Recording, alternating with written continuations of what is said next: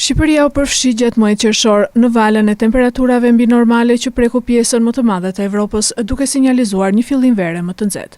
Sipas hartës së anomalive të temperaturës së ajrit të publikuar nga Copernicus Climate Change Service, territori shqiptar u pozicionua kryesisht në zonën me temperatura rreth 1 deri në 2 gradë Celsius, mbi mesataren e periudhës 1991-2020.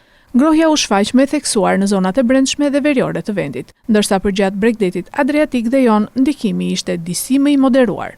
Megjithatë, asnjë pjesë e Shqipërisë nuk rezultoi me temperatura nën mesataren klimatike, duke e vendosur vendin në të njëjtin model të ngrohtë që përfshiu Italinë, Ballkanin Perëndimor dhe rajonin e Mesdheut. Në shkallë evropiane, qershori 2026 ishte i dyti më i nxehtë i regjistruar ndonjëherë me një temperaturë mesatare prej 19,14 gradë Celsius, ose 1,78 gradë mbi normalen.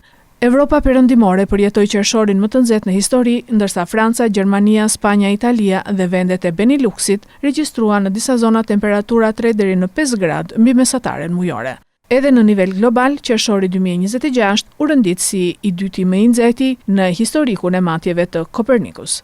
Temperaturat rekord të sipërfaqes së oqeaneve dhe ngrohja e pazakonte detit Mesdhe tregojnë se ndryshimet klimatike po intensifikohen, ndërsa Shqipëria mbetet pjesë e këtij trendi të ngrohjes që po prek gjithnjë më shumë rajonin.